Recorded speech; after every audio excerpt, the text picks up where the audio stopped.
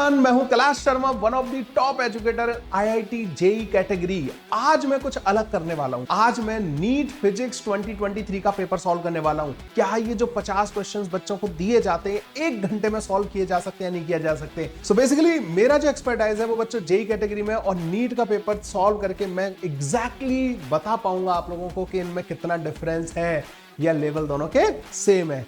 So start करते हैं बच्चों पेपर को सॉल्व करना। नीट फिजिक्स के पेपर में कैसे क्वेश्चंस पूछे गए थे, कितना टाइम इनको लगना चाहिए।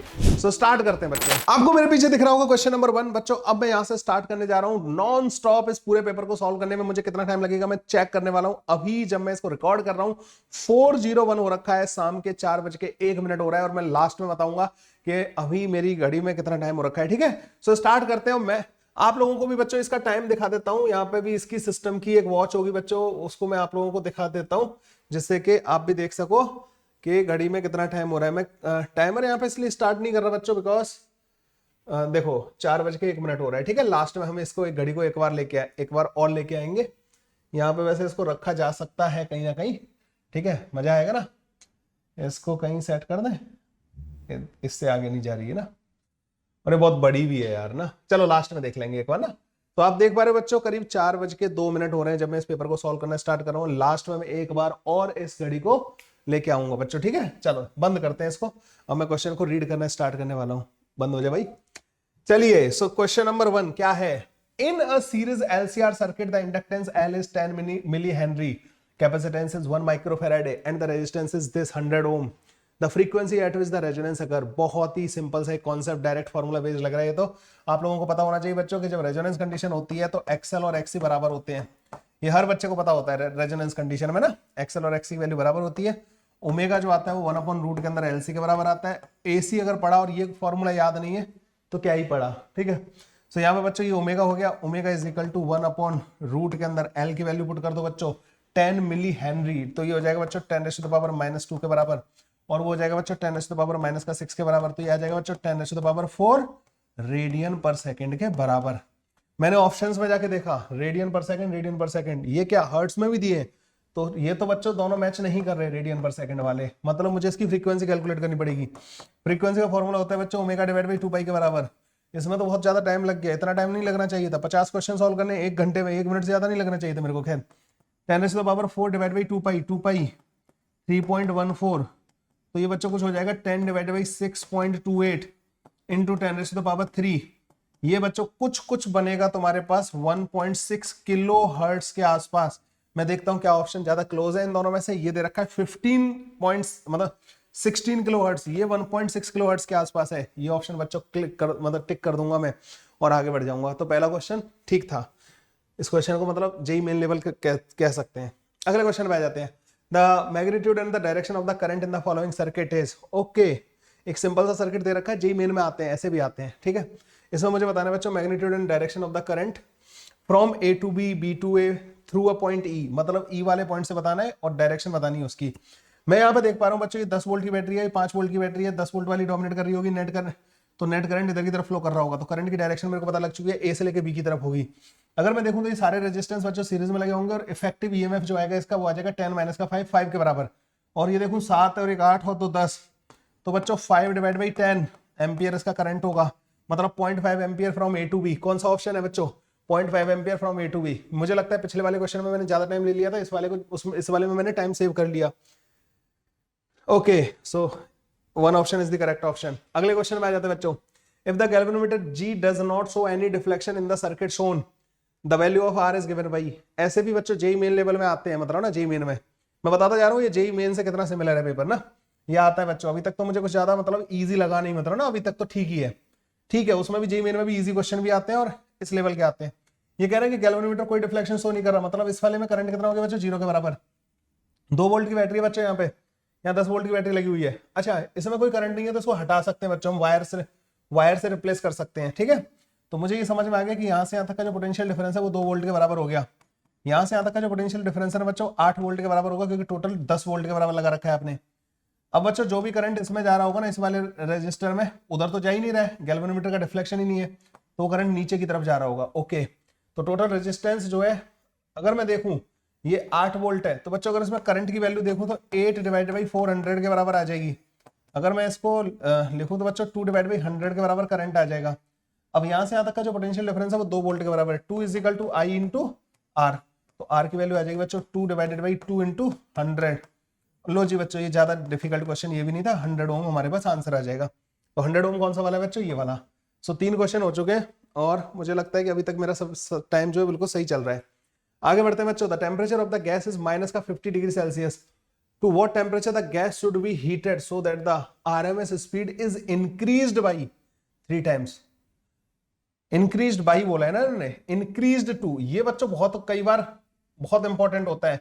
जेई मेन में भी एक आध बार ऐसा हुआ है कि बाई और टू में वो कंफ्यूज कर देते हैं। इंक्रीज्ड टू 3 टाइम्स होता ना तो मैं कहता कि उसको 3 गुना कर दिया है, लेकिन इंक्रीज्ड बाई 3 टाइम्स है, मुझे लगता है इसको 3 गुने से बढ़ा दिया है। तो मान लो पहले तुम्हें ये पता है कि वीआरएमएस जो होता है बच्चों that is directly proportional to root के अंदर टेम्परेचर।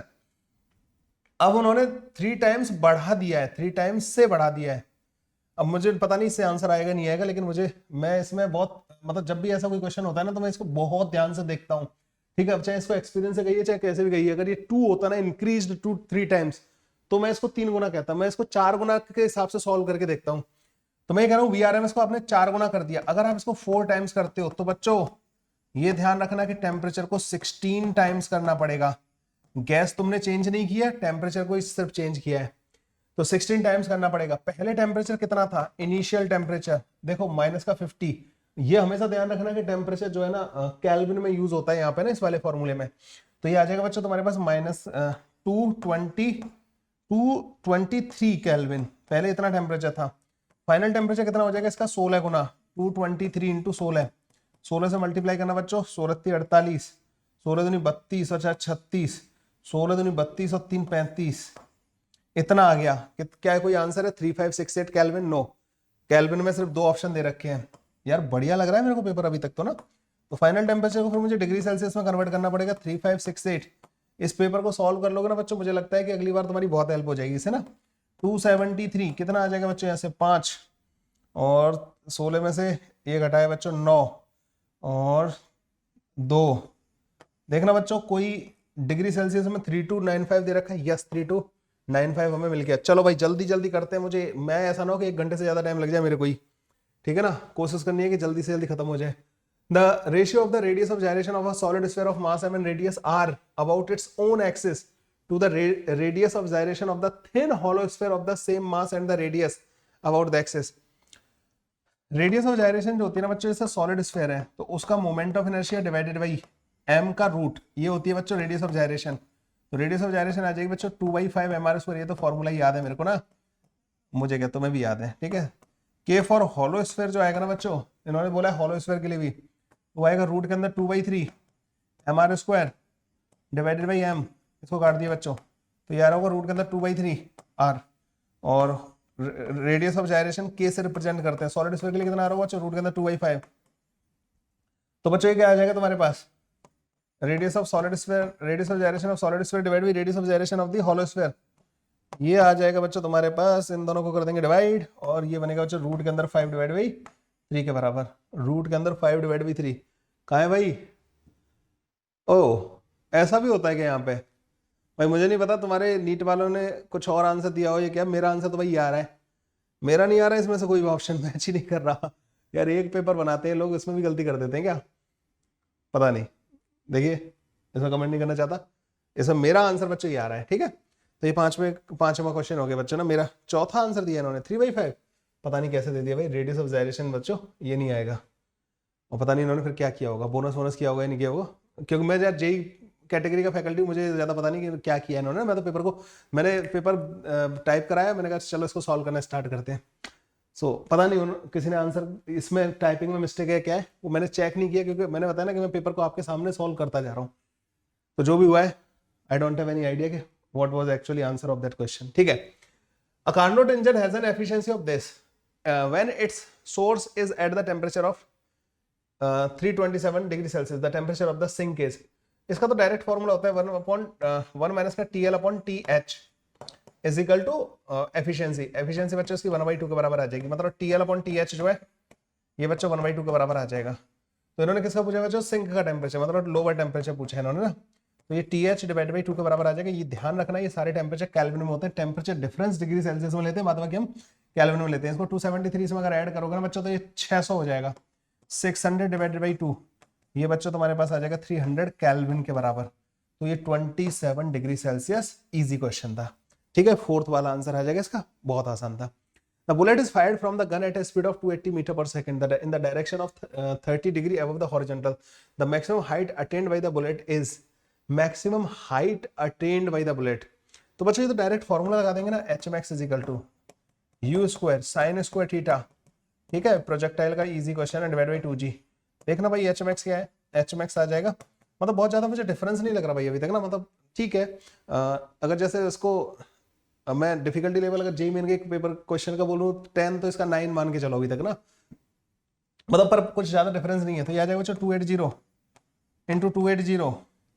हाँ जी, अभी तक तो मतलब मजा आ रहा है मेरे को ना पेपर को सॉल्व करने में, कोई खास डिफरेंस पता नहीं लग रहा। और ये आ जाएगा बच्चों 1/4 साइन थीटा, साइन 30 की वैल्यू जो है 1/2 होती है उसका स्क्वायर कर दिया, डिवाइड बाई 2 इंटू जी की वैल्यू उन्होंने 9.8 यूज करने के लिए बोली है बच्चों ना। ठीक है, ओके, इसको उड़ा देते बच्चों 70, ये आ जाएगा 140 10, तो ये 7 1, ये आ जाएगा इतना। और बच्चों ये उड़ा दिया मैंने यहाँ पे 100, 1000 मीटर, ये आंसर आ रहा होगा। ठीक है, ओके, ये वाला हो गया बच्चों 7वां question, second is the correct option. ठीक है, कोई बात नहीं। An electric dipole is placed in an electric field at an angle of 30 degree with the electric field. देखिए भाई, इलेक्ट्रिक फील्ड मैंने ऐसे मान लिया, डायपोल ऐसे रख दिया, ये एंगल 30 डिग्री कर दिया। ठीक है, डायग्राम बनाता जाता हूं मैं सबसे पहले तो। With the electric field of this intensity दे रखी है, it experiences the torque of this, calculate the magnitude of charge on the dipole if the dipole length is 2 centimetre. Easy question है। टॉर्क होता है बच्चों PE साइन थीटा के बराबर, direct formula. ठीक है, तो P की वैल्यू आ जाएगी बच्चों, टॉर्क की वैल्यू कितनी रखी है इन्होंने, दे रखी है 2 इंटू 10⁵ डिवाइडेड बाई P होता है बच्चों Q इंटू डी के बराबर। तो Q इंटू डी कितना दे रखा है बच्चों, 0.02 मीटर में रखना। ठीक है, वो सेंटीमीटर में दे रखा था। और साइन थीटा साइन 30, ये बच्चों 1/2 के बराबर आ जाएगा। ठीक है, सो मैंने बेसिकली बच्चों क्या कर दिया है, मैंने इससे डिवाइड कर दिया, इस Q को इधर ले आओ। ठीक है, तो P को मैं नीचे ले गया हूं ना, P को मैंने यहाँ पे लिखा Q into D into E। E की वैल्यू क्या है, E की वैल्यू बच्चों कितनी दे रखी है, अच्छा E की वैल्यू ये दे रखी है, और टॉर्क की वैल्यू बच्चों मैंने गलत कर दी। ठीक है, मुझे लग रहा है 1 घंटे से ज्यादा टाइम मेरे को ही ना लग जाए कहीं। तो टॉर्क बच्चों कितना हो गया 4 के बराबर, Q इंटू डी कितना हो गया बच्चों 0.02 के बराबर, इंटू E कितना हो गया बच्चों 2 इंटू 10⁵ के बराबर, इंटू साइन थीटा कितना हो गया बच्चों 1/2 के बराबर। काटो बच्चों जल्दी जल्दी इसको। तो Q की वैल्यू आ जाएगी हमारे पास, इससे देखो इसको काट देते हैं, 2 डिवाइड बाई 10⁻3, तो 2 इंटू 10⁻³ 2 मिली कूलॉम्ब। कहीं है क्या बच्चों, सी वाला ऑप्शन दिख रहा है मेरे को, क्या सही है, yes, third option is the correct option.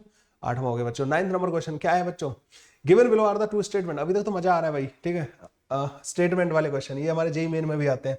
फोटोवोल्टेइक्स devices can convert, ये तो वही है ना जो रेडिएशन लाइट सनलाइट से इलेक्ट्रिसिटी बनाते हैं। ठीक है, फोटोवोल्टेइक डिवाइसेस एनसीईआरटी में बच्चों लास्ट में दे रखा है ना इसके बारे में सब कुछ। कैन कन्वर्ट ऑप्टिकल रेडिएशन मतलब light into electricity. Yes, this is correct statement, मुझे इतना पता लग गया। अगला क्या है बच्चों, जीनर डायोड। जीनर डायोड बच्चों वोल्टेज स्टेबलाइजर की तरह यूज होता है और इसको रिवर्स बाइस्ड में ऑपरेट कराया जाता है। ठीक है, तो जहां ब्रेकडाउन वाला जो इसका जो फीचर होता है उसको यूज किया जाता है। तो क्या दिया इन्होंने, Zener diode is design to operate under the reverse biased in the breakdown region. Yes, सारी चीजें मैंने बोली बच्चों बिल्कुल सही है। इनका आपस में कोई लिंक है क्या, नहीं। हमारे जेईई मेन में जो क्वेश्चन आते हैं आपस में लिंक भी ढूंढते हैं। तो both statement are correct, 1 and 2 are the incorrect, no incorrect. Statement 1 is incorrect, no, ये करेक्ट वाला। 4th वाला बच्चों टिक करके मैं आगे बढ़ जाऊंगा। Yes, that is the correct option. मजा आ रहा है भाई। ठीक है, the error in the measurement which arise due to the unpredictable fluctuation in temperature and the voltage supply are, unpredictable जो situations होती है ना बच्चों, उनका शायद ये एनसीईआरटी में भी या कहीं ना कहीं इसका स्टेटमेंट भी दे रखा होता है। ठीक है, ये कई बार आपको डायरेक्ट मिल जाएगा। रैंडम एरर जो होती है ना बच्चों, जो रैंडमली अराइज होती हैं, जिनके बारे में आप प्रेडिक्शन नहीं कर सकते, those error are called the random error. ये लीस्ट काउंट एरर आपको पता होगा बच्चों। इंस्ट्रूमेंटल एरर अलग होती है, फॉल्टी इंस्ट्रूमेंट अगर आप यूज कर रहे हो, ठीक है, वो एरर हो जाती है। पर्सनल एरर मतलब किसी बंदे के साथ प्रॉब्लम है, और रैंडम एरर होती है बच्चों सेटअप में कुछ अनप्रेडिक्टेबल चीजें हो गई तो उसे बोलते हैं रैंडम एरर। मुझे लगता है थर्ड वाला option will be the correct option. Yes, मतलब ऐसा नहीं बच्चों, कुछ जिसमें मुझे लग रहा है कि डायरेक्ट इन्फॉर्मेशन बेस्ड भी मतलब ना पता होगा तो वो टिक करके आगे बढ़ जाएगा। तो जिसने एनसीईआरटी ढंग से पढ़ रखी होगी ना, एनसीईआरटी ढंग से पढ़ लो, मुझे तो ऐसा लग रहा है इस पेपर को तो बड़े आराम से सॉल्व किया जा सकता है। The ratio of the frequency of the fundamental harmonic produced by the open pipe. Open pipe का जो फ्रीक्वेंसी होता है फंडामेंटल वो होता है बच्चों V/2L के बराबर। ओके, द क्लोज पाइप का कितना होता है बच्चों फंडामेंटल फ्रीक्वेंसी? V/4L के बराबर। तो ये क्या कह रहे हैं बच्चों, इन दोनों का रेशियो कितना आ जाएगा? This divide by this is equal to 2। ये तो हो गया खत्म। अरे इतना इजी, अब इजी लग रहा है यार मेरे को पेपर। देखो, the net magnetic flux through the any close surface, वो जो आता है ना बच्चों क्लोज सरफेस से B.ds, ये तो 0 आता है ना बच्चों। ये तो डायरेक्ट ही वो 4 लॉज जो होते हैं इलेक्ट्रोमैग्नेटिज्म के, उनमें से एक लॉ होता है बच्चों, B.ds over a close loop is equal to 0, E.ds over a close loop is equal to Q in divide by epsilon naught. तो क्या होगा इसका answer? Positive infinity negative 0 is the answer. तो ये यहाँ पे आके बच्चों इस पेपर ने ना थोड़ा सा अपना रंग बदलना चालू कर दिया। I am finding it quite easy. Easy बोला, एक ईगो पे ले लिया। देखना भाई, बड़ा सा क्वेश्चन दे डाला, ठीक है। देखते हैं ये क्वेश्चन कैसे काम करेगा। The work function of caesium, potassium and sodium are this. ये वर्क फंक्शन दे रखे हैं। वर्क फंक्शन क्या होता है बच्चों? जो मिनिमम एनर्जी एक फोटोन के पास होनी चाहिए एक इलेक्ट्रॉन को निकालने के लिए सरफेस से बाहर, उस मिनिमम एनर्जी को, या ऐसे बोल सकते हो कि हर फोटो इलेक्ट्रॉन जब बाहर निकलता है ना बच्चों मेटल सरफेस से, तो वो कुछ एनर्जी का लॉस करके आता है। तो जो एनर्जी का जो मिनिमम लॉस होना है, जो होना ही होना है, उससे कम नहीं होगा, उसे हम वर्क फंक्शन बोलते हैं। तो ये दे रखे हैं तीनों के लिए। The incident electromagnetic radiation as the energy of this. तो इंसिडेंट वाला जो फोटोन्स है बच्चों इस एनर्जी के हैं। Which of the photo sensitive surface में एमिट द फोटो इलेक्ट्रॉन। तो फोटोन्स की एनर्जी बच्चों वर्क फंक्शन से ज्यादा होनी चाहिए। तो ये एनर्जी देखो इससे छोटी है, इससे छोटी है। ओनली ये वाला कौन सा बच्चों? सीजियम, ठीक है। तो this only will show the photo electric effect. ये भी इजी था, मतलब पढ़ने में बड़ा लगा लेकिन इजी था। The minimum wavelength of the X ray produced by the electron accelerated through a potential difference of.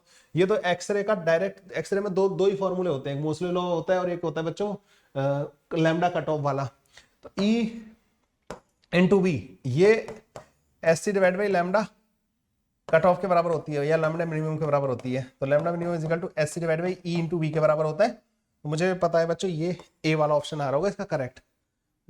V is directly proportional to, तो क्या बोला इन्होंने? The minimum wavelength is directly proportional to 1 answer आ रहा होगा। इजी था ये वाला भी ना। अब देखते हैं अगला वाला क्वेश्चन। ये क्या ट्रांसफार्मर का भी आ गया बच्चों है। 12 वोल्ट एंड नहीं, लैंप का है, कुछ और है ये तो। 12 volt and 60 watt lamp is connected to the secondary, अच्छा step down transformer whose primary is connected to the AC off. तो प्राइमरी सर्किट का वोल्टेज बच्चों ये है, ये सेकेंडरी में आपने लैंप कनेक्ट कर रखी है। Assuming the transformer to be ideal, what is the current in the primary winding. Ideal transformer की खास बात ये होती है बच्चों कि वो जो उसका पावर इनपुट होता है ना वही उसका पावर आउटपुट होता है। प्राइमरी साइड में जो पावर इनपुट होता है वही सेकेंडरी का पावर आउटपुट होता है। मुझे पावर आउटपुट पता है, ठीक है, तो यही पावर इनपुट होगा because this is ideal transformer. तो मुझे पावर इनपुट मतलब पावर आउटपुट है, ये इतना ही पावर इनपुट होगा। तो पावर इनपुट मुझे पता लग गया, दैट इज 60। और तुम्हें पता है कि इसको ऐसे लिख सकता हूं, इनपुट साइड का वोल्टेज 220 और इनपुट साइड का करंट V इंटू आई भी तो बच्चों पावर होता है। तो ये बच्चों डायरेक्ट 60 डिवाइड बाई 220 कुछ आ जाना चाहिए यहाँ से। ये 3 डिवाइड बाई 11 आ जाएगा। और ये बच्चों देखना 11 दूनी 22, 80, 11 7 77 और कुछ 3 करके कुछ आता जाएगा। 0.27 है क्या option? Yes, this option will be the correct option. So ideal transformer का इजी सा क्वेश्चन था, ठीक है। मैं ये नहीं कह रहा, देखो मैं एज अ फैकल्टी सॉल्व कर रहा हूँ, मैं इसमें ये नहीं कह रहा कि आप लोगों के लिए मतलब इतनी आसान होंगी ये चीजें, लेकिन मतलब मैं तो बस कंपैरिजन करना चाह रहा हूँ। मैं जस्ट इस पेपर को सॉल्व करने के पीछे मेन रीजन ये था हम जेई मेन से इसको कंपेयर कर सके। क्या जेई मेन जो हम पढ़ाते हैं क्या वो बच्चा नीट के पेपर को फोड़ सकता है? चलो भाई, सो क्वेश्चन नंबर 16 देखते हैं भाई। Light travel a distance x in time t1 in air. Okay, तो x को लिख सकता हूं बच्चों, x इज इक्वल टू मैं लिख सकता हूं c इंटू t1, ठीक है। 10x in time t2 in another denser medium हो 10x v into t2 है ना, ऐसे लिख दिया। तो रिफ्रैक्टिव इंडेक्स क्या आ जाता है बच्चों? रिफ्रैक्टिव इंडेक्स तो होता है c डिवाइडेड बाई v के बराबर। तो c डिवाइडेड बाई v अगर मैं देखूं ना बच्चों तो यहाँ पे t2 डिवाइडेड बाई 10 t1 के बराबर आ जाएगा, ठीक है, c डिवाइडेड बाई v। अच्छा, क्रिटिकल एंगल क्या होता है? साइन इनवर्स 1/n के बराबर। ठीक है, मैं यहाँ पे देख पा रहा हूँ what is the critical angle of the medium, ये होता है ना बच्चों क्रिटिकल एंगल। तो sine inverse tan t1 divide by t2, क्या ये आ रहा है tan t1 divide by t2। Third वाला ऑप्शन बच्चों करेक्ट आ रहा है कि यस। तो ये तो बच्चों मतलब कुछ ज्यादा मुझे कुछ इसमें लगा नहीं, क्रिटिकल एंगल का फॉर्मूला याद हो, काम खत्म। ओके 17th नंबर क्वेश्चन बच्चों, a metal wire has a mass this, radius this and the length this, the maximum possible percentage error in the measurement of the density is. मतलब मुझे लगता है एनसीईआरटी की स्टार्टिंग में जो error and measurement वाला part है ना, उसमें से डायरेक्ट क्वेश्चन उठा के डाल दिया है। देखो भाई ये एरर कहलाएगी किसमें, मास में एरर, ये कहलाएगी रेडियस की एरर, ठीक है, और ये कहलाएगी बच्चों लेंथ की एरर। तो अब देखो बच्चों एक वायर जो होता है ना, वायर इस तरीके से होता है, इसका कुछ मास होता है, इसकी कुछ लेंथ होती है और इसकी कुछ रेडियस होती है बच्चों, ठीक है। तो डेंसिटी का फॉर्मूला क्या होता है, m divided by pi r का स्क्वायर इनटू l के बराबर। तो अगर मैं डेंसिटी में एरर लिख रहा हूँ D rho divide by rho, तुम्हें पता है जब प्रोडक्ट या डिवीजन होता है तो उनकी एरर को हम सबको ऐड कर देते हैं, dm divide by m plus minus का 2 times dr divide by r plus minus का dl डिवाइड बाई l, है ना, ऐसे करके लिखते हैं हम लोग जो एरर। अच्छा ये ध्यान रखना बच्चों, ये पाई में तो कोई एरर लिखेंगे नहीं अपन जो है। अच्छा मास में एरर क्या है बच्चों, 0.002 divided by mass which is 0.4, 2 times 2 into 0.001, calculation time लेगी क्या रे, मुझे लग रहा है कि टाइम ना खराब हो जाए मेरा ज़्यादा। 0.02 डिवाइडेड बाई 5, मैं यहाँ पे अभी इसको सॉल्व भी करना है। अच्छा परसेंटेज भी बताना है बच्चों, तो एक काम करना है, इसको 100 से मल्टीप्लाई करना मत भूलना। तो बच्चों यहाँ पे बनेगा 0.2 डिवाइड बाई 0.4, तो ये बन जाएगा बच्चों 1/5, ये हो जाएगा 0.2 के बराबर, ठीक है। देख नहीं 0.2 के बराबर नहीं, 0.5 के बराबर आएगा ये ना, ये आएगा तुम्हारे पास 0.5 के बराबर, और ये आएगा बच्चों जब तुम 100 से मल्टीप्लाई कर दोगे ना, 0.1 बन रहा होगा तो ये 2/3 के बराबर आ रहा होगा। 100 से मल्टीप्लाई कर दोगे ना बच्चों इसको, तो ये 2/5 के बराबर आ रहा होगा, मतलब 0.4 के बराबर आ रहा होगा। तो 0.9 प्लस माइनस का 0.67 है, कुछ ऐसा आ रहा होगा क्या, 1.57 के करीब आ रहा है क्या, 1.57। कोई भी मैच नहीं कर रहा मेरा, तो आंसर क्या हो जाता है, कभी कभी आंसर ही मैच नहीं कर रहा है। D M divide by M, mass में error 0.0, m divide by pi R square into l, ये तो सब सही लिखा है मैंने ना। ओके यहाँ तक सब कुछ सही लिखा है, तो एक बार दोबारा चेक कर लेते हैं। पहली बात तो उन्होंने परसेंटेज एरर पूछी है 0.002 डिवाइड बाई 0.4, यहाँ पर मैंने सही लिखा है, तो 0.2 डिवाइड बाई 0.4 हो जाएगा, मतलब 2 डिवाइड बाई 4 हो जाएगा, 1/2 हो जाएगा, मतलब ये 0.5 आ जाएगी इसकी एरर, प्लस माइनस का 2 इंटू 0.001 डिवाइडेड बाई 0.3, तो एक तो इससे उड़ा दो, 100 से मल्टीप्लाई करोगे तो 2/3 हो जाएगा, तो 2/3 मतलब 0.67 सही लिखा है मैंने, वहां तक कोई परेशानी वाली बात नहीं है। 0.02 डिवाइड बाई 5, 0.02 डिवाइड बाई 5, तो 100 से 2 डिवाइड बाई 5 करोगे बच्चों तो ये आ जाएगा 0.4 के बराबर। तो 0.4 और दिस 0.9, और 0.9 प्लस का 2/3 है जी, 0.67 ही होता है ना वो, तो ये 0.66 कर दो उसको, 0.9, तो 1.57 आ रहा है भाई मेरा आंसर ना। तो नियरली बच्चों हम सेकंड वाला टिक कर देंगे फिर ना, यस सेकंड करेक्ट हो गया, नहीं तो इज्जत ही खराब हो जानी थी मेरी ना आज। चलो भाई अगले वाले क्वेश्चन पे आ जाते हैं जल्दी से। मुझे लग रहा है कि 18 क्वेश्चन में मेरा तो आधा घंटा में निकल गया हो कहीं, ठीक है, एक बार टाइम दिखाऊंगा, लेकिन मैं बात भी कर रहा हूँ तुम लोगों से ना बच्चों, मेरे को थोड़ी सी 5 मिनट की मतलब थोड़ा सा मतलब 10% टाइम मेरा एक्स्ट्रा कंसीडर करना पड़ेगा ना, अपन को 10% रिड्यूस करेंगे मेरे टाइम में से। तुम जब सॉल्व कर रहे होगे तो तुम्हारी मतलब पूरा फोकस होगा ना, तुम पेपर को सॉल्व कर रहे हो, पंचायत थोड़ी करोगे। और देखो इतनी देर तो मैंने पंचायत करने में निकाल दी। For Young double slit experiment the two statement are given, ठीक है। स्टेटमेंट 1 क्या कह रहा है, if screen is moved away from the plane of the slit the angular separation of the fringes remain constant. देखो फ्रिंज विड्थ होती है बच्चों lambda into D divide by D के बराबर, यही होती है ना, और एक होती है बच्चों एंगुलर, वो होती है, मान लो उसको गामा से रिप्रेजेंट करूं तो वो होती है लैम्डा डिवाइड बाई डी के बराबर।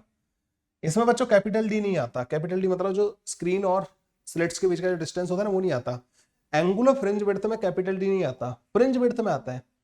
तो बच्चों इन्होंने कहा कि स्क्रीन को दूर ले गए तो इससे तो कोई फर्क ही नहीं पड़ेगा, है, एक minute, the fringe width remain constant, yes सही है, कांस्टेंट रहेगी, ठीक है। स्टेटमेंट 2 कह रहे हैं the monochromatic source is replaced by another monochromatic source of larger wavelength, lambda को बढ़ा दिया था, angular separation of the fringes decreases. अगर तुम इसको बढ़ा रहे हो तो ये घटेगा नहीं बढ़ेगा, ठीक है। तो ये फॉर्मूला पता होना चाहिए पर, तो statement 1 is correct but statement 2 is false, second वाला आंसर आ जाएगा, यस। अभी मेरी स्पीड बढ़ गई है भाई, ठीक है, the half life of the radioactive substance is 20 minute and how much time the activity of the substance drop to this. बच्चों देखो n हाफ लाइफ के बाद ना एक्टिविटी पता कितनी हो जाती है, इतनी हो जाती है, ठीक है, a नॉट ये हो जाती है बच्चों n हाफ लाइफ के बाद एक्टिविटी।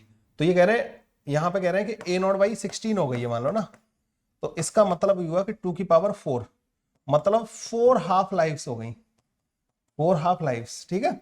4 हाफ लाइफ में बच्चों ऐसा हो जाता है कि एक्टिविटी जो है 1/16 हो जाती है। जैसे पहले हाफ लाइफ में आधी हो जाती है, अगले में 1/4 हो जाती है, अगले हाफ लाइफ में 1/8 और अगले हाफ लाइफ में बच्चों 1/16 हो जाती है।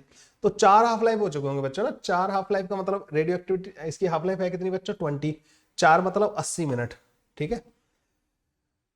ऑफ इट्स इनिशियल वैल्यू को the activity of the substance drop in how much time, 80 minute में, 80 मिनट में बच्चों इतनी हो जाएगी, यस करेक्ट। और 20th वाले क्वेश्चन में आ जाता है the equivalent capacitance of the system shown in the, अरे वाह ये इजी लग रहा है भैया ना, अब मेरे को इजी लगने लगा है ना, जे मेन से काफी इजी लगने लगा है पेपर।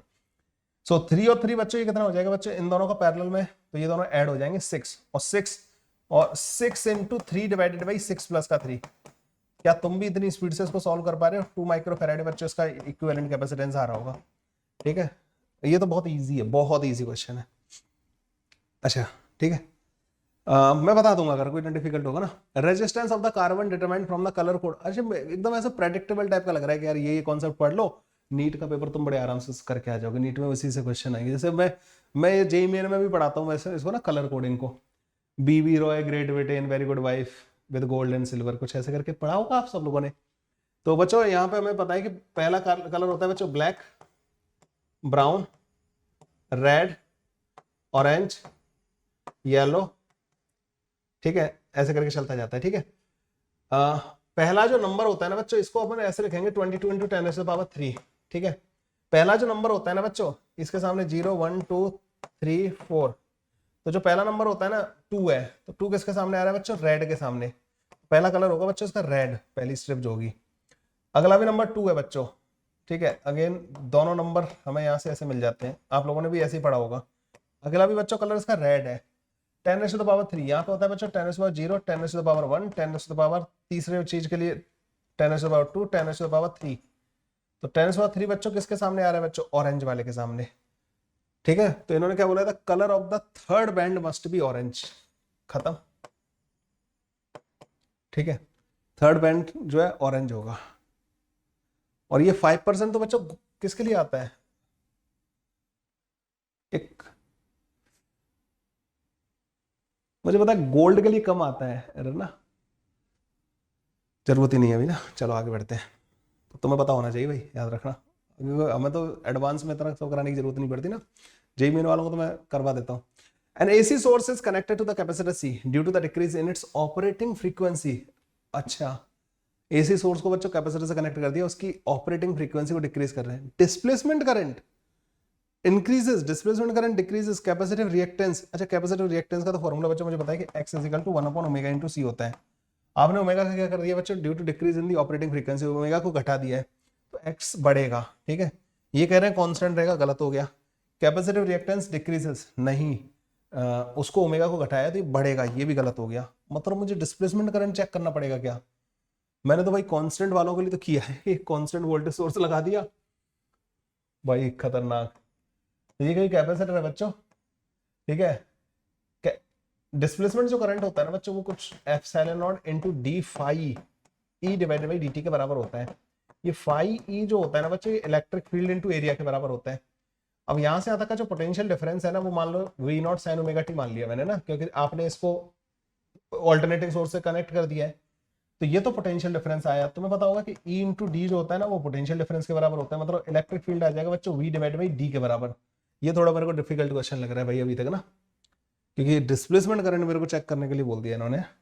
डिस्प्लेसमेंट करंट खासतौर पर बच्चों को अच्छा नहीं लगता। ε0 d phi बाई dt, तो मैं देख पा रहा हूँ बच्चों, इलेक्ट्रिक फील्ड को यहाँ पे पुट कर दो, तो a डिवाइडेड बाई d तो बाहर आ जाएगा, और ये आ जाएगा बच्चों dv बाई dt के बराबर। तुम जब dv बाई dt करोगे ना बच्चों, तो डिस्प्लेसमेंट करंट आपके पास ε0 a divided by d into v0 omega cos ωt, ऐसा करके कुछ बनेगा बच्चों ना। इसका जो सही तरीका लग रहा है मेरे को तो ये लग रहा है। तो मेरे को एक चीज समझ में आ रही है कि डिस्प्लेसमेंट करंट जब बोल रहे हैं ना, तो शायद उसकी आरएमएस वैल्यू के बारे में बात कर रहे हैं, क्योंकि हमें जब ऐसा कोई इस तरीके का कोई फंक्शन आता है ना एसी वगैरह का, तो we generally talk about the RMS value. तो आरएमएस वैल्यू मतलब दिस डिवाइड बाई √2, और ये चीज जो है ओमेगा पे डायरेक्टली डिपेंड कर रही है। ओमेगा को आपने घटाया तो डिस्प्लेसमेंट करंट शुड डिक्रीज, मतलब मेरे अकॉर्डिंग, क्योंकि ये दो तो गलत है मुझे इतना पता है, डिस्प्लेसमेंट करंट की बात कर रहे हैं तो फिर मैंने डिस्प्लेसमेंट का फंडा लगाया, तो मुझे लग रहा है second option should be the correct option. पर इस टाइप का क्वेश्चन मैंने पहले कभी नहीं किया, मतलब ना जेई मेन में ऐसा क्वेश्चन मैंने नहीं किया है। डिस्प्लेसमेंट करंट वो भी एसी सोर्स के साथ, हमने डीसी सोर्स के साथ जरूर किए हैं। ठीक है, this question I found new question, luckily I am correct, but मतलब थोड़ा सा हटके था ये क्वेश्चन ना, ये मुझे बड़ा अच्छा लगा। डिस्प्लेसमेंट करंट के बहुत कम आते हैं हमारे ना जेई मेन में क्वेश्चन ना, पहले तो कभी आए भी नहीं, अब एक आध आने लग गया है। मैंने तिलक लगा रखा है क्या, मुझे पता ही नहीं था। ओके 23 क्वेश्चन में बात करते हैं बच्चों, the vehicle travel half the distance with the speed v and the remaining distance with the 2v, the average speed is. ये तो पता है बच्चों, आधी डिस्टेंस अगर v1 से आधी, ये तो जेईई में हर बार मतलब नीट में बच्चों ये तो हर बार से आता है। मैंने देखा था, मैं एक बार देख रहा था पेपर देख रहा था मैं नीट के ना, काइनेमेटिक्स के ऐसे देख रहा था पीवाईक्यूज, उसमें तो मैंने देखा कि ऐसा क्वेश्चन हर बार आता है। तो डायरेक्ट एवरेज का फॉर्मूला होता है ना इसमें, 2v1 v2 divided by v1 plus का v2। आपको पता हो कि आधा आधा टाइम वाला जो होता है उसमें v1 plus v2 divide by 2 आ जाता है, लेकिन ये तो बच्चा ये वाला होगा 2v1 into 2v divide by v plus का 2v। ये तो लो जी भाई 4v/3 के बराबर आंसर आ गया। ये तो इजी क्वेश्चन था, बहुत इजी और प्रेडिक्टेबल क्वेश्चन था। मतलब मैं अगर तुम पीवाईक्यूज देखोगे ना उठा के बच्चों अगर नीट के, तो तुम जो है ना ऑलमोस्ट मुझे ऐसा लग रहा है कि जो बच्चा पीवाईक्यू करके चला जाए ना नीट के, वो भी मतलब आराम से अच्छे नंबर लेके आ जाएगा। और जो बच्चा जेई मेन के पीवाईक्यू और कर लेना नीट में, मुझे लग रहा है कि मतलब बहुत ज्यादा डिफरेंस नहीं लग रहा, 90 और 100 का मतलब आ रहा है, मतलब 19-20 वाला ही लग रहा है वैसे ना डिफरेंस जो है। तो ये दोनों आपस में भाई काफी हद तक मिलते जुलते एग्जाम लग रहे हैं मेरे को तो। अभी और अभी कंक्लूड करने से पहले मैं पूरा पेपर देख लेना चाहता हूँ। The amount of energy required to form a soap bubble of radius 2 centimetre from the soap solution is nearly. ये तो इजी लग रहा है। तो मैं पता है बच्चों, सरफेस जो होता है ना, सरफेस जब भी बनता है वो सरफेस एनर्जी स्टोर करता है। यहाँ पे मुझे पता है कि एक सोप बबल बन रहा है। अच्छा, बबल और ड्रॉप में एक डिफरेंस होता है। ड्रॉप में बच्चों एक ही सरफेस होता है, बबल में 2 सरफेस होते हैं। तो ये अंदर वाला सरफेस भी बना और ये भी बना, तो इसकी जो एनर्जी है ना, इसकी एनर्जी वो बच्चों basically surface tension into 4πr का स्क्वायर, ये होता है इसका एरिया। लेकिन एरिया डबल करना पड़ेगा, बाहर वाला और अंदर वाला। तो ये सरफेस एनर्जी हो गई है। और फिर इसका क्या करना है, फ्रॉम अ सोप सॉल्यूशन, तो मतलब पहले कोई बबल नहीं था, सॉल्यूशन से ये बनाया डायरेक्ट। तो करीब करीब बच्चों इतनी ही एनर्जी हमें रिक्वायर्ड होगी सरफेस बनाने के लिए। तो टी की वैल्यू कितनी दी है इन्होंने, 0.03, 4 into pi 3.14 into R 4 into 10⁻⁻⁴ into 2। ये सेंटीमीटर में था इसलिए बच्चों मैंने ऐसे लिखा। भाई सॉल्व कैसे करूं मैं इसको, इन दोनों को अगर मैं करीब करीब देखूं बच्चों तो 9.42 ही हो जाएगा। 9 पॉइंट करीब करीब क्या इतना ही होगा। 16 इंटू 2 इंटू 10⁻⁴। अच्छा मैं देख रहा हूँ 10⁻⁴ तो हर एक में, तो उसकी तो मुझे टेंशन है नहीं ज्यादा। इसकी वैल्यू कैसे कैलकुलेट करूंगा, 16 दूनी 32, 16 चौक 64 और 3 67, 16 नमा 144 और 6 150 है। देख रहे हो मेरी मैथ्स कितनी शानदार है। और मुझे पता नहीं क्यों अच्छा फील नहीं आ रहा है इसको क्वेश्चन को सॉल्व करते टाइम। मैंने कोई गलती तो नहीं कर दी। रेडियस 2 सेंटीमीटर दे रखी है, वो 0.03 था। और ये गलती कर दी ना हमने, यहाँ पे 0.0 करके आएगा, तो ये आएगा इंटू 2। तो ये बच्चों कुछ 3.014 कुछ करके आ रहे होंगे, 3 पॉइंट समथिंग के करीब आ रहा होगा।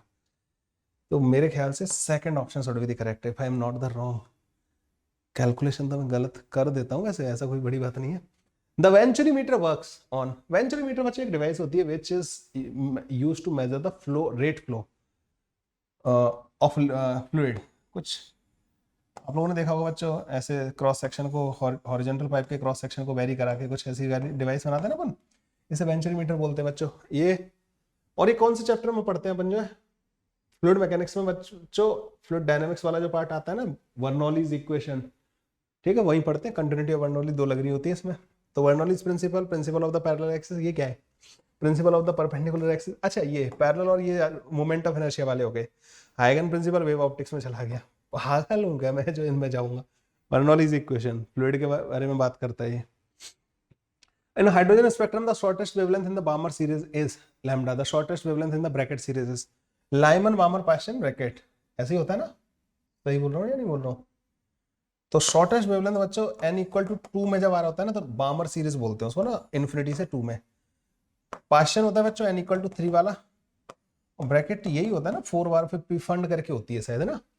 तो ब्रैकेट सीरीज में बच्चों ये ट्रांजिशन जो होता है, तो इसकी जो एनर्जी होगी ना बच्चों, ये इन्फिनिटी से लेकर 2 का जो एनर्जी डिफरेंस होता है ना बच्चों 13.6 divide by 4 is equal to SC divide by lambda of Balmer series लिख दे रहा हूँ, ठीक है। 13.6 डिवाइडेड बाई 4 का स्क्वायर, ये जो एनर्जी डिफरेंस होता है इन्फिनिटी और n इक्वल टू 4 का, SC divided by lambda of Brackett series, ठीक है। तो इन्होंने बोला लैम्डा ऑफ ब्रैकेट सीरीज क्या होगी, एक काम करो बच्चे इन दोनों को डिवाइड कर देते हैं, lambda B R lambda B, इन दोनों को डिवाइड कर देते हैं।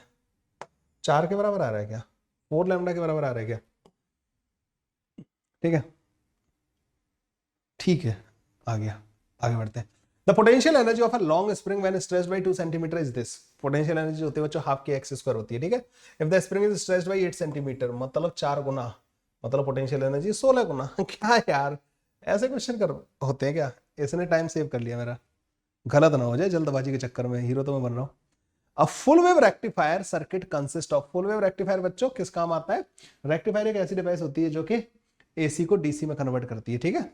एक ही जो डायरेक्शन बार बार डायरेक्शन चेंज करने वाला जो करंट होता है ना बच्चे, उसको सिंगल डायरेक्शन में कन्वर्ट करती है। Of 2 PN junction diode, a centre tap transformer, okay transformer भी आ गया, कैपेसिटर, कैपेसिटर बच्चों कैपेसिटर भी यूज करते हैं, पैरेलल में लगा दिया जाता है, and a load resistance, which of the component remove the AC ripple. ये देखो बच्चों, ये इंफॉर्मेशन बेस्ड है, ठीक है, क्योंकि मैंने एनसीईआरटी पढ़ी हुई है, I know this. Ripple factor और ये वो रिड्यूस करने का काम जो है कैपेसिटर, उसके लिए कैपेसिटर यूज किया जाता है। सो एनसीईआरटी जिसने पढ़ी होगी ना वो तुरंत रिपल देखेगा, रिपल वर्ड से उसको तुरंत क्लिक करेगा कि कैपेसिटर का काम ये। लोड रेजिस्टेंस तो इसके अक्रॉस तो हम बात ही कर रहे हैं, तो ये थोड़ी यूज करेंगे। ट्रांसफार्मर बच्चों ये सप्लाई के लिए यूज कर रहे हैं, और डायोड बच्चों, डायोड का काम तो वो जो है उसको ब्लॉक करने वाला है, यही है जो रिपल फैक्टर का काम करता है, ठीक है, ऑफ द रेक्टिफाइड आउटपुट। तो ये capacitor will be the answer. तो ये मतलब कॉमन सेंस से भी आप इसको टिक कर सकते थे, इसमें ऐसा कुछ नहीं था। The magnetic energy stored in the inductor of the inductance this carrying the current this, तो भाई ये वाला तो हाफ एल आई स्क्वायर का फॉर्मूला है भाई, मुझे लग रहा है मैं 1 घंटे में सॉल्व कर दूंगा इस पेपर को ना। हाफ एल कितना है बच्चों यहाँ पे 4 × 10⁻⁻6 2 का स्क्वायर, देखना भाई क्या आ गया यहाँ पे 8 × 10⁻⁻6 8 माइक्रोजूल, मिली में भी दे रखा था, ओके बच गया। Close surface integral E dot ds, ये भाई साहब हमारे गॉस लॉ के बारे में बात कर रहे हैं। Close surface integral E dot ds 0 बोल रहे हैं, मतलब सरफेस के अंदर चार्ज 0 है, बस ये मेरे को पता लग गया। पहला क्या है इन्होंने, the magnitude of the electric field on the surface is constant, no ऐसा कुछ नहीं होता। इसका मतलब सिर्फ इतना है कि Q इनसाइड 0 है, ठीक है। तो कह रहे magnitude of electric field on the surface constant होगा। अगर magnitude of electric field surface पे कांस्टेंट होता तो माना कि एक केस में ऐसा आ जाता, ठीक है, ऐसा आ जाता, लेकिन ये नहीं कि हर जगह पे ऐसा होता। All the charges must necessarily be inside the surface, all the charges अंदर होने चाहिए सरफेस के, पता नहीं यार ये तो मुझे कंफ्यूज कर रहा है। The electric field inside the surface is necessarily uniform, पता नहीं। The number of flux line entering the surface must be equal to the number of flux line leaving it, ये वाला सही लग रहा है मेरे को तो, क्योंकि देखो नंबर ऑफ फील्ड लाइन जितनी एंटर कर रही होती है अगर उतनी एग्जिट करके जा रही है ना बच्चा, तो उससे फ्लक्स 0 होता है सरफेस से। और ये जो चीज लिखी हुई ना E dot ds over close surface, ये फ्लक्स लिखा हुआ है, फ्लक्स 0 है। चार्ज बच्चों अंदर नेट चार्ज 0 होना चाहिए, तो ये वाला गलत हो जाएगा, ठीक है। The magnitude of the electric field on the surface, ये तो फालतू की बकवास है। The electric field inside the surface is necessarily be uniform, क्या बकवास कर रहे हो, ठीक है। तो फोर्थ वाला इसका सही होना चाहिए। अब football player is moving southward, तो मान लो बच्चों मैं बना लेता हूँ साउथ इधर की तरफ, तो ये फुटबॉल प्लेयर भाई साहब इधर जा रहे थे, इनके पास वेलोसिटी इधर थी, एंड सडनली टर्न ईस्टवर्ड, अब ये थोड़ी देर बाद इधर जा रहे हैं। Then the same speed to avoid the opponent, the force that act on the player while turning. देखो भाई इसके पास पहले मोमेंटम इस डायरेक्शन में था, और अब आ गया इस डायरेक्शन में, तो पता है क्या हुआ होगा यहाँ पे एक फोर्स लगेगा जो पहले इस इधर वाले मोमेंटम को खत्म करेगा, तो फोर्स ऑब्वियस बात है ऊपर लगा होगा, और उसको इधर मोमेंटम देना है तो इधर भी लगा होगा, और दोनों मोमेंटम का मैग्नीट्यूड सेम है क्योंकि स्पीड इन्होंने चेंज नहीं किया है, तो नेट फोर्स बच्चों हमारे पास इधर आएगा, इसका एक कंपोनेंट इधर वाले मोमेंटम को खत्म करेगा और एक कंपोनेंट इधर की तरफ मोमेंटम देगा, तो ये आ रहा होगा बच्चों नॉर्थ वेस्ट डायरेक्शन में, along sorry north east direction में, ये वाला। ओके खैर इसी ऐसा नहीं है बच्चों, मैं जेई मेन का पेपर भी इसी स्पीड पे सॉल्व करता हूँ, ठीक है, तो तुम लोगों को ज्यादा टेंशन लेने की जरूरत नहीं है, 1 घंटा तो मुझे लग जाएगा, 30 क्वेश्चन हो गए मेरे, 31 हो गए एक्चुअली ना, I am happy. Let a wire be suspended from the ceiling, reserve support and the stress by weight W attached to the free end, एक वायर है और बच्चे यहाँ पे एक वेट लगा दिया आपने ना डब्ल्यू का, the longitudinal stress at any point of the cross section of area, this खत्म, स्ट्रेस टेंशन डिवाइडेड बाई ए के बराबर होती है, W डिवाइड बाई ए, ये क्या था, ये क्वेश्चन था, मजाक था ये तो। The angular acceleration of the body moving along the circumference of a circle is, अच्छा angular acceleration, angular velocity, these are the axial vector, तो पता है इनकी डायरेक्शन एक्सिस के अलॉन्ग होती है, हम इसको समझ नहीं पाते, अगर एक पार्टिकल जैसे सर्कुलर मोशन ऐसे कर रहा है तो उसकी ओमेगा जो है ना बच्चों इस डायरेक्शन में होती है, ठीक है, खैर along the radius towards the centre नहीं, along the tangent to its position no, along the axis of rotation, ये axial vector है, कई बार तुम लोगों ने पढ़ा भी होगा इनके बारे में, these are axial vectors along the radius हट, ठीक है, टेंजेंशियल एक्सेलरेशन वेलोसिटी की लाइन में होता है, वेलोसिटी के परपेंडिकुलर सेंट्रीपिटल होता है टुवर्ड्स द सेंटर जो होता है, और जो एंगुलर एक्सेलरेशन एंगुलर वेलोसिटी होते हैं एक्सियल वेक्टर होते हैं, एक्सिस के अलोंग होते हैं, पर ये बहुत सारे बच्चों को पता ही नहीं होगा ये वाली चीज ना।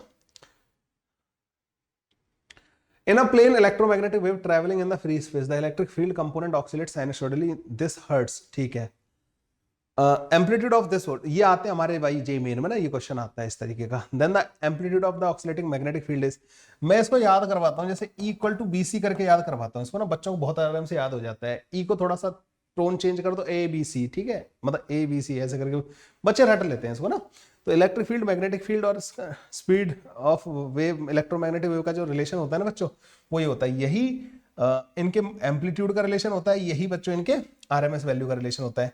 हाँ डायरेक्शन पता करने के लिए आप इसको यूज नहीं करते, डायरेक्शन वाला फॉर्मूला बच्चों अलग है, E cross B gives you the direction of C, ठीक है, वो अलग है फॉर्मूला, लेकिन ये मैग्नीट्यूड को लिखना है अगर आपको तो ये वाला फॉर्मूला यूज होता है।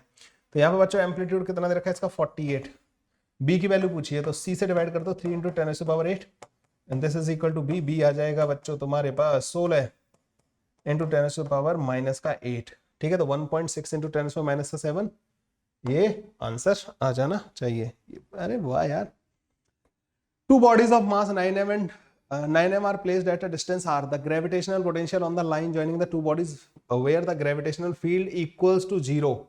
अच्छा, एक बॉडी बच्चों m मास की है, दूसरी बॉडी बच्चों 9m मास की है, ठीक है, 9m, और ये कह रहे हैं कि एक जगह पे ग्रेविटेशनल फील्ड जहाँ पे 0, वहां पे पोटेंशियल बताओ ग्रेविटेशनल, तो मुझे ये पता है बच्चों ग्रेविटेशनल फील्ड कहीं यहाँ पे 0 होगा, है ना, इसको मैंने पूरी डिस्टेंस को बोल दिया बच्चों r, तो बच्चों ये आएगी तुम्हारे पास क्या r/, चलो इसको R1 बोल देते हैं, ठीक है, तो मैं पता है बच्चों ये जो डिस्टेंस जो होती है R1 और R2 इनका जो रेशियो होता है, ये अगर डिस्टेंस में R2 बोल देता हूँ, पर मैं तो कैलकुलेट ही कर ले रहा हूँ, ठीक है, मैं फालतू में इसमें जाने नहीं चाहता, GM डिवाइडेड बाई R1 का square is equal to G9M divided by R का R माइनस का R का स्क्वायर, ठीक है, R माइनस का R1 is equal to 3R1, R1 आ जाएगा बच्चों R डिवाइड बाई 4 के बराबर, और ये आएगा बच्चों 3R/4 के बराबर। ये बढ़िया लगा क्वेश्चन ना मेरे को।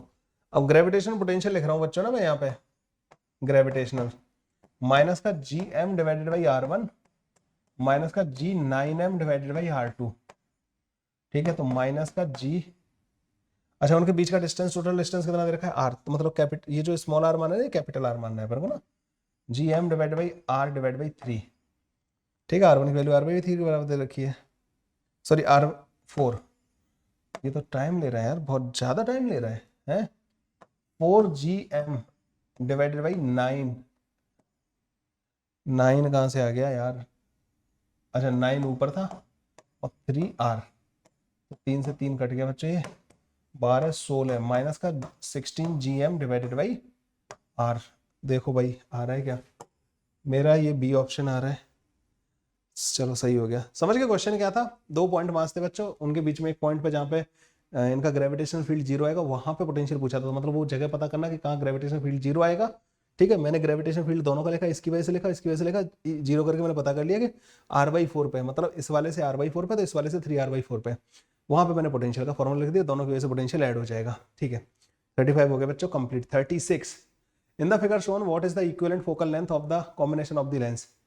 इक्विवेलेंट फोकल लेंथ पूछी है। अब मुझे क्वेश्चन अच्छे लग रहे हैं बच्चों ना, these are JEE main level questions. मतलब बीच में कुछ आए, मतलब ना ऐसे कह लो कि आप 5-7 क्वेश्चन ऐसे थे बहुत इजी थे जो देखते ही हो रहे थे, बाद बाकी तो मतलब पेपर का लेवल अच्छा लग रहा है, समझ रहे हो? तो आ जाओ बच्चों जल्दी से, क्योंकि मेरे को टाइम में खत्म करना है इसको। इन the figure shown here what is the equivalent focal length of the combination of the lenses. तो यहाँ पे बच्चों एक लेंस तो मेरे को ये दिखाई दे रहा है, एक ये दिखाई दे रहा है, एक ये दिखाई दे रहा है। ठीक है, ये कौन सा बच्चों? प्लेनो कॉनकेव, प्लेनो कॉनकेव, और ये कॉन्वेक्स लेंस हो गया। इसकी फोकल लेंथ बच्चों पता कर लूंगा 1/f1 इज इक्वल टू, इसकी रिफ्रैक्टिव इंडेक्स 1.6 माइनस का 1 इंटू 1/,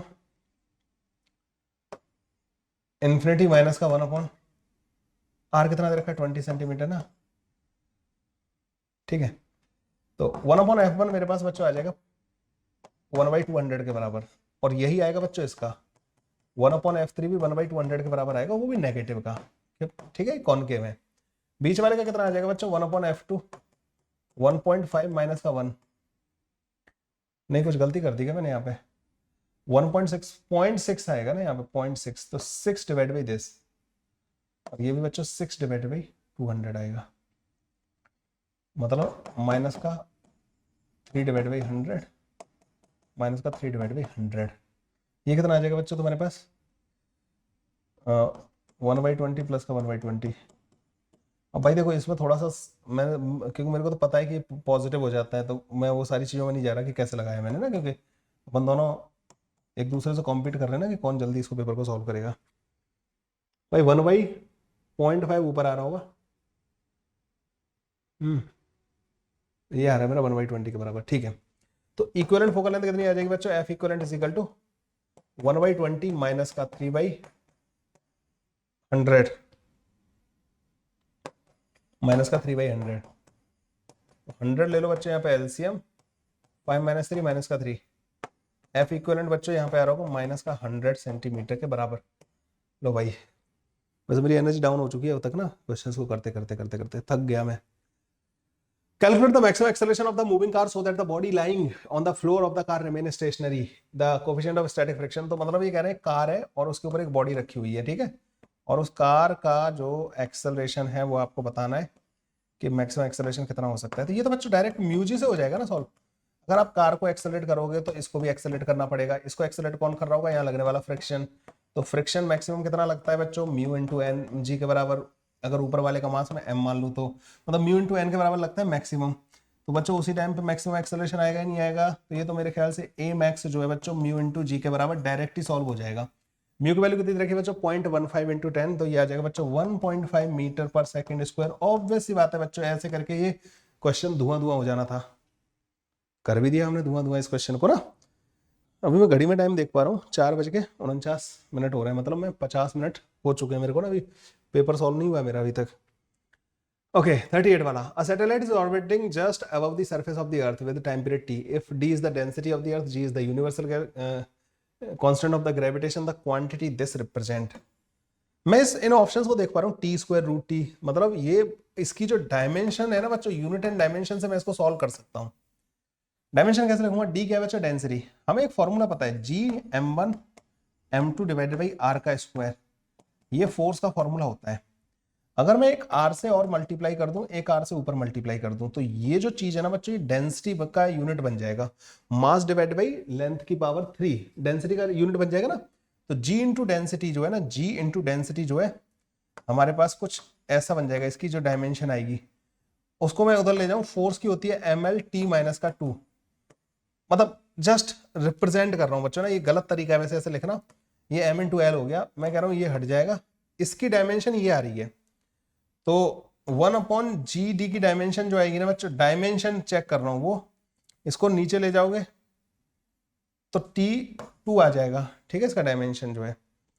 तो 3 पाई की तो कोई डायमेंशन होती नहीं, इसकी डायमेंशन T की पावर, तो ये आ रहा होगा, ठीक है, डायमेंशनली ये इसके इक्विवेलेंट आ रहा होगा, मतलब डायमेंशन फॉर्मूला जो होगा ना इसका, जो इसकी यूनिट आएगी वो सेकंड स्क्वायर आएगी। तो ऐसे करके बच्चों यूनिट एंड डायमेंशन से निपटा दूंगा मैं इस वाले क्वेश्चन को ना। अगला आता है बच्चों, XT graph of a particle performing simple harmonic motion is shown in the figure, the acceleration of the particle at t = 2 second.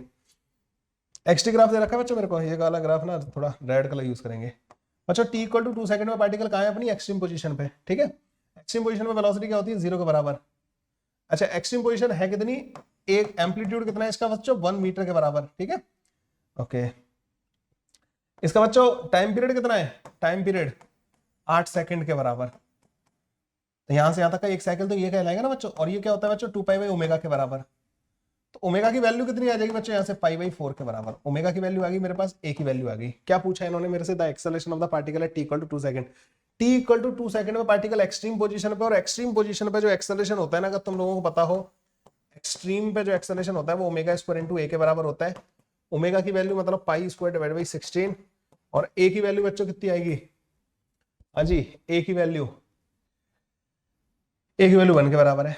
अब एक चीज का ध्यान और देना बच्चों कि ये जो है ना बच्चों पॉजिटिव एक्सट्रीम पे, तो यहां पे जो एक्सेलरेशन होता है ना बच्चों इधर की तरफ होगा, नेगेटिव डायरेक्शन में। तो इतना मैग्नीट्यूड का नेगेटिव डायरेक्शन में, ये वाला ऑप्शन देखेंगे क्या है आंसर। अरे हमारा हमारा गलत आ गया,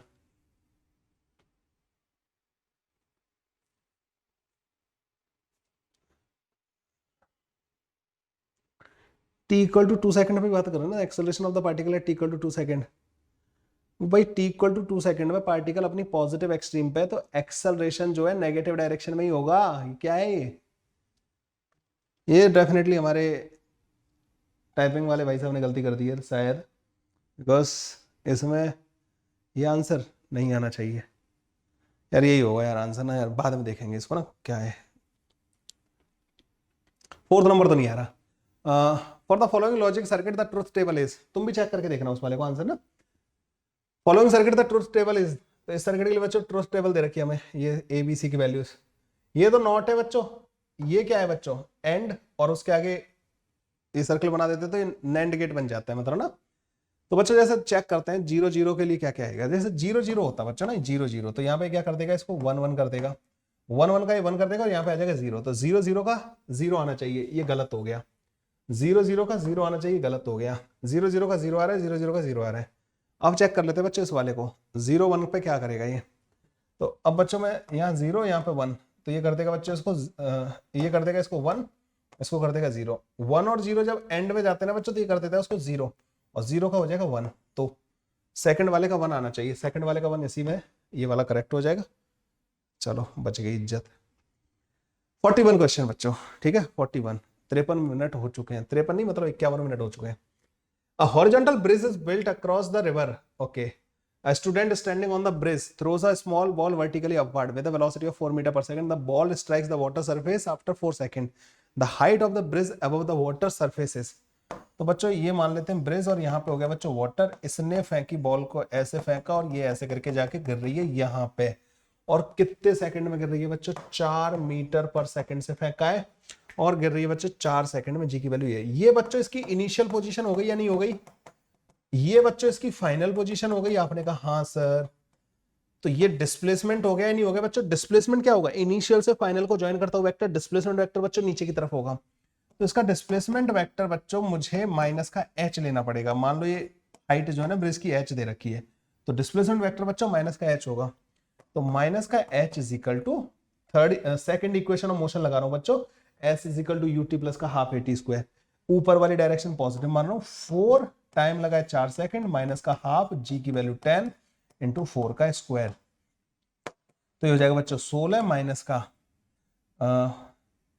16 8 80 minus h is equal to this, h is equal to आ जाएगा 64 मीटर के बराबर। बढ़िया क्वेश्चन था, ठीक है, ये अच्छा लगा मेरे को ना। ओके 42 वाला, two thin lenses of the focal length f but one is convex and the other is concave. बच्चों इक्विवेलेंट लेंथ मतलब पावर जो होती है ना वो P1 प्लस का P2 के बराबर होती है, ध्यान रखना कॉम्बिनेशन की, ठीक है। यहाँ पर दो लेंस है, दोनों की सेम फोकल लेंथ है f, एक कॉन्वेक्स है और एक कॉनकेव है। When they are placed in contact with each other, equivalent focal length of the combination will be, equivalent focal length पूछी है, मैंने पावर लिख दी। अच्छा दोनों की पावर बच्चों बराबर होगी क्योंकि फोकल लेंथ दोनों की बराबर है, लेकिन एक की पावर पॉजिटिव होगी एक की नेगेटिव होगी, मतलब पावर आ जाएगी इसकी इक्विवेलेंट पावर कितनी आ जाएगी बच्चों, 0 के बराबर। और पावर होती है बच्चों 1/f इक्विवेलेंट, मतलब f इक्विवेलेंट आ जाएगा बच्चों इन्फिनिटी के बराबर, इनफाइनाइट आएगी बच्चों इसकी इक्विवेलेंट पावर ना, मतलब इक्विवेलेंट फोकल लेंथ, ठीक है। 43 वाला क्वेश्चन क्या कह रहा था बच्चों, wire carrying the current I along the positive x axis। सो बच्चों एक वायर है, I करंट कैरी कर रहा है पॉजिटिव x डायरेक्शन में। It is capped in the magnetic field of this 2I cap, तो मैग्नेटिक फील्ड का जो कंपोनेंट है बच्चों 2 टेस्ला इधर की तरफ, 3J कैप 3 इधर की तरफ बच्चों 3 टेस्ला, और 4K कैप 4 अंदर की तरफ। ये 3 और 4 वाले बच्चों वायर के परपेंडिकुलर है और 2 वाला वायर के पैरेलल है। जो मैग्नेटिक फील्ड का कंपोनेंट वायर के पैरेलल होता है उसका बच्चों, उसकी वजह से the magnitude of the force along the wire is, उसकी वजह से मैग्नीट्यूड ऑफ द फोर्स नहीं आता। हाँ परपेंडिकुलर वालों की वजह से आएगा, 3 वाले की वजह से आएगा बच्चों और 4 वाले की वजह से आएगा, लेकिन ये जो दोनों की वजह से आएगा ना वो एक दूसरे के परपेंडिकुलर आएगा। इन दोनों का रिजल्टेंट क्या होगा, इन दोनों का रिजल्टेंट बच्चों 5 होगा, तो 5I into L, कुछ ऐसा मैग्नेटिक फोर्स आ जाना चाहिए। IBL करके होता है ना बच्चों, बी परपेंडिकुलर टू वायर लेते हैं हम, तो ये 3 और 4 का जो रिजल्टेंट आएगा ना वो परपेंडिकुलर टू वायर आएगा, क्योंकि 3 भी परपेंडिकुलर है वायर के, 4 भी परपेंडिकुलर है, और 3 और 4 आपस में परपेंडिकुलर है, तो 3 और 4 का रिजल्टेंट क्या होगा 5, तो 5I into L, ठीक है। कौन सा वाला आ जाएगा बच्चों, ये करेक्ट आ जाएगा। मैं जानता हूं आप प्रो हो ऑलरेडी, इस चीज को समझ गए होगे। 44th, a bullet from a gun is fired on a rectangular wooden block with velocity u. When it travels a distance of this, the block along the horizontal velocity becomes u/3. It further penetrates into the block and the same direction before coming to rest exactly at the other end of the block. The total length of the block is. So बच्चों मान लो ये block हो गया, इसकी total length L के बराबर हो गई है ना। ये बुलेट यहाँ से फायर की तुमने और ये गई बच्चों, जब 24 सेंटीमीटर अंदर गई है ना तो इसकी स्पीड जो है ना बच्चों, यहाँ पे अगर u थी तो यहाँ पे u/3 हो गई है, और इतना x डिस्टेंस चल के फाइनली रुक गया है, तो x प्लस का 24 बच्चों इसकी लेंथ होगी। एक काम करते हैं बच्चों, इसमें तो इसमें पता है, इसमें हम यूनिफॉर्म रिटार्डेशन कंसीडर करेंगे, नहीं भी दे रखा होगा ना तब भी कंसीडर ऐसे ही करना पड़ेगा, अदरवाइज तो सॉल्व ही नहीं होगा। तो हम थर्ड इक्वेशन ऑफ मोशन लगा रहे हैं बच्चों, u/3 का square is equal to u square minus का 2 इंटू a इंटू 24 सेंटीमीटर। तो इसको एक काम करते हैं, 0.24 लिख दिया मैंने। अब बच्चों यहां से u/3 से 0 होने में x डिस्टेंस चल रही है, तो 0 का square is equal to u/3 का स्क्वायर माइनस का 2a इंटू x, ठीक है, ऐसे बन गया हमारे पास ना। अगर मैं देखूं बच्चों उसको 8u/9, 8u²/9 is equal to हमारे पास आ गया बच्चों 0.48 a के बराबर, ठीक है। u² divided by 9 is equal to 2ax। अगर मैं दोनों को डिवाइड कर दूं, a से a कट जाएगा, ये 0.24 बन जाएगा बच्चों, u²/9 से u²/9 कट जाएगा, 0.3 बन जाएगा, तो x की वैल्यू आ रही होगी 0.03 के बराबर, मतलब 27 सेंटीमीटर। 24 सेंटीमीटर तो ऑलरेडी एंटर कर चुका है, 3 सेंटीमीटर और, तो 27 सेंटीमीटर बच्चों will be the answer. Okay 45 वाला बच्चों क्या था, resistance of the platinum wire eight 0 degree Celsius is this. अरे वाह, डायरेक्ट आता है कैसे तुम्हारे क्वेश्चन। 0 डिग्री सेल्सियस में जो रेजिस्टेंस दे रखा होता है उसको रेफरेंस रेजिस्टेंस बोलते हैं। 6.8 ओम दे रखा है 80 डिग्री सेल्सियस पे। The temperature coefficient of the wire, तो R is equal to R0 1 plus का अल्फा डेल्टा टी। अल्फा पूछा है बच्चों हमसे ना, R की वैल्यू दे रखी है हमें 2, 6.8 1 प्लस का alpha into delta T. Delta T कितना बच्चों 80, करके देखते हैं ना इसको सॉल्व। 3.4, गंदी कैलकुलेशन, 3.4 प्लस का 8 चौक 32, 8 3 24 और 3 27, alpha alpha is equal to 2.4 divide by 272। इसको कैसे सॉल्व करूंगा मैं, कोई मेरी मदद करो। 272 को कैसे सॉल्व करूं, काटा पिट्टी भी नहीं लग रही मेरे को इससे ना, कुछ भी नहीं होता दिख रहा। 1.2 डिवाइडेड बाई वो एकम 2 2 3 6 12 है, अभी भी नहीं होता दिख रहा मेरे को ना कुछ भी इसका। मैंने कुछ गलती कर दी क्या इसमें, 0 डिग्री सेल्सियस पे 2 ओम है, यहाँ पे मैंने 2 रखा। 6.8 ओम, 6.8 यहाँ पे रखा। 1 प्लस का alpha delta T, delta T 80 के बराबर रखा है, वहां तक तो कोई गलती की नहीं मैंने। यहाँ पे 1 बन गया, 2 से इसको मैंने काटा, 3.4 आ गया। 1 इज इक्वल टू 3.4 प्लस 8 चौक 32, 8 3 24 और 3 27। यहां तक तो सब सही किया है मैंने, पर मुझे कोई गलती क्यों लग रही है इसमें? क्या तो मैं कर रहा हूं बच्चों, यहाँ पे मैंने इतना बड़ा ब्लंडर करके बैठा हुआ हूं। ऐसे कौन करता है गलती? ऐसे हम करते हैं ना, ठीक है। क्या गलती की बच्चों मैंने? आर की जगह पे, आर की जगह पे वो आएगा, वो वाला रेजिस्टेंस ना, 6.8 इज इक्वल टू 1 प्लस का 80 अल्फा। क्या गलती की मैंने, क्या मस्त वाली गलती की है ना। तो 2.4 divide by 80 is equal to alpha, alpha is equal to 24 divide by 8 into 10 to the power minus का 2 है, यही आएगा ना। एक तो इधर से और ये वाला उड़ाया, 3 इंटू 10 टू द माइनस का 2। अब हम थोड़े से स्लो हो गए भाई, लास्ट के 5 क्वेश्चन जल्दी खत्म करने हैं, एकदम खत्म। तो ये आ जाएगा बच्चों, हमारा सेकंड वाला आंसर आ जाएगा। 46 वाला क्या कह रहा है? An electric dipole is placed as shown in the figure, the electric potential in this at point P due to this. बच्चों ये ध्यान रखना, डायपोल दिख रहा है मेरे को यहाँ पे, और उस पॉइंट पी पे मुझे क्या पूछा है इन्होंने? इलेक्ट्रिक पोटेंशियल पूछा है।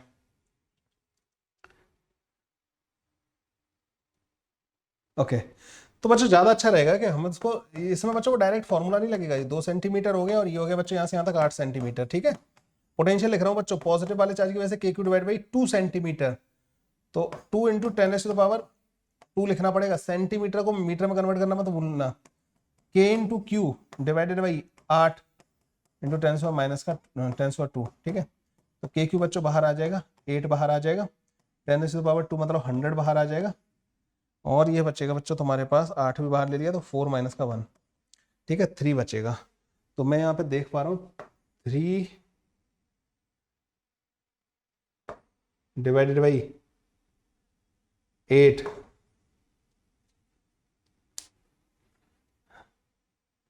के into Q into 10⁻²।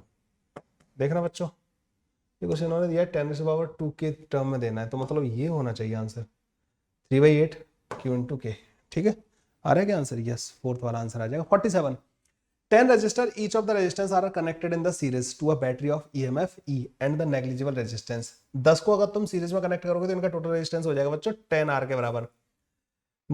then those are connected in the parallel, the same battery, the current the increased n times, ठीक है।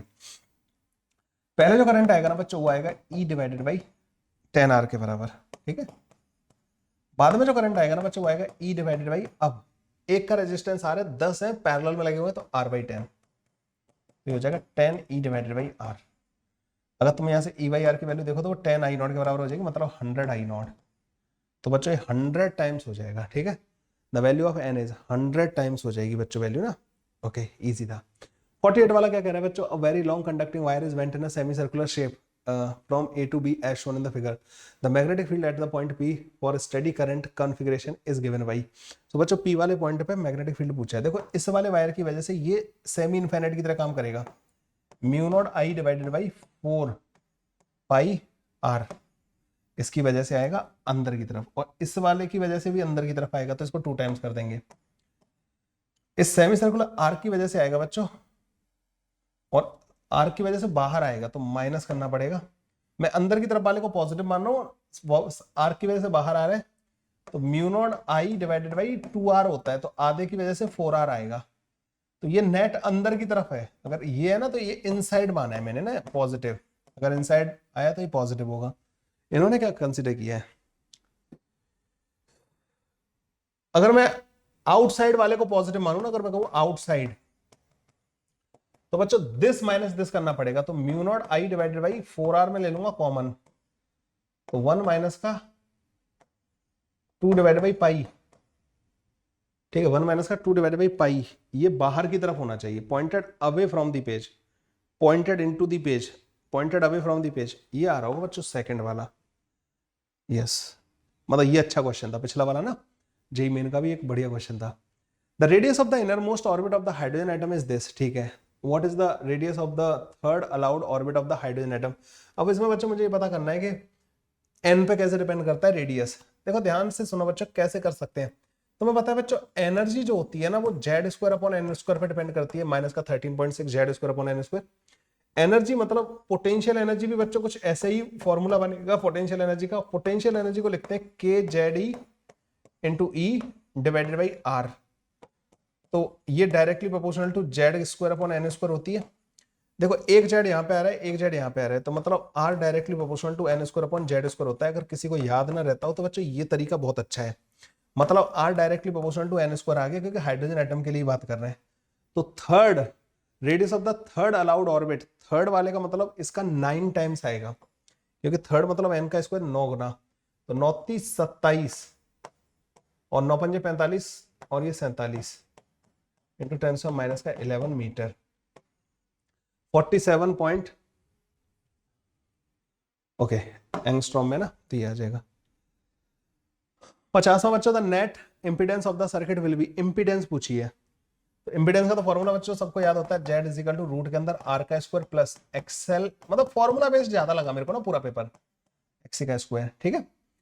अब आर की वैल्यू तो बच्चों मेरे को दे रखी है, एक्सएल पता कर लेते हैं। एक्सएल होगा बच्चों ओमेगा, ओमेगा कितना दे रखा है, अच्छा ये फ्रीक्वेंसी दे रखी है, तो ओमेगा डिवाइड बाई 2 पाई, ये बच्चों आपको 50 के बराबर दे रखा है, तो ओमेगा आ जाएगा 100 पाई के बराबर, ठीक है। तो ये आएगा omega into 100 pi into 50 divided by pi, और मिली हेनरी में दे रखा है तो 10 माइनस का 3 भी आएगा, 1 2 3, ये आ जाएगा बच्चों 5 ओम के बराबर। एक्सी की वैल्यू देखोगे ना बच्चों 1 अपॉन ओमेगा, ओमेगा कितना दे रखा है बच्चों हमें 100 पाई इंटू सी, सी कितना दे रखा है बच्चों यहाँ पे हमें 10⁻³ और माइक्रो फैराडे भी दे रखा था, तो 10 माइनस का 6 डिवाइड बाई पाई, ऐसे पाई कट जाएगा, तो ये आ रहा होगा बच्चों 10, ये 10 ओम आ रहा होगा, ठीक है। तो अगर इन वैल्यूज को तुम उसमें पुट करोगे ना, तो रूट के अंदर 10 का स्क्वायर प्लस 10 माइनस का 5 का स्क्वायर, तो रूट के अंदर 100 प्लस का 25 125 5 रूट 5, तो 5 रूट 5 बच्चों ये आंसर आ रहा होगा, ठीक है। ये था बच्चों, मैंने पूरा पेपर सॉल्व किया है। मैं तुम्हें टाइम दिखाता हूँ इसका ना, घड़ी लाते हैं हम आपके सामने, नहीं ये टाइमर नहीं, घड़ी चाहिए हमें ना, कहाँ है भाई क्लॉक, कहाँ है, सो क्लॉक।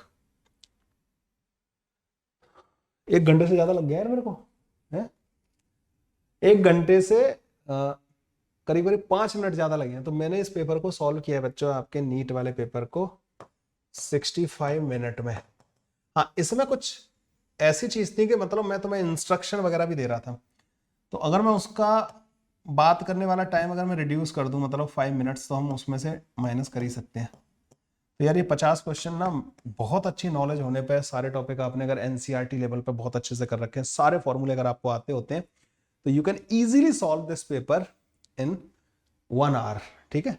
1 घंटे में आप इस पेपर को सॉल्व कर सकते हैं। तो बच्चों अगर कंपैरिजन की बात की जाए कि जेई मेन और ये नीट का जो पेपर होता है फिजिक्स का, उनको कंपेयर किया जाए, तो बच्चों इसमें क्या नंबर ऑफ क्वेश्चन बहुत ज्यादा है। मतलब मैं इतनी देर से सॉल्व करते करते मैं थक गया, 1 घंटा लगा, वो भी मैंने फुल स्पीड में इनको सॉल्व किया है। मुझे तो फॉर्मूले भी पता थे, ठीक है, तो इस वजह से। लेकिन किसी एक बच्चे को अगर इस पेपर में मतलब फुल में से फुल मार्क्स लेके आने, तो उसको भाई वो फिजिक्स, तुम्हें बहुत एडवांस लेवल की फिजिक्स नहीं चाहिए, लेकिन फॉर्मूले तुम्हें पूरे आते हैं ना, तो तुम बड़े आराम से इस पेपर में एक अच्छा स्कोर कर सकते हो। मजा आया भाई मेरे को ना इस पेपर को सॉल्व करने में, और 1 घंटे में सॉल्व हो जाएगा। लेकिन इसके लिए बच्चों आपको इन डेप्थ नॉलेज होनी चाहिए आपके पूरे टॉपिक की, मतलब सारे के सारे टॉपिक की। एनसीईआरटी बहुत अच्छे से कर लो और पीवाईक्यूज कर लो, ठीक है।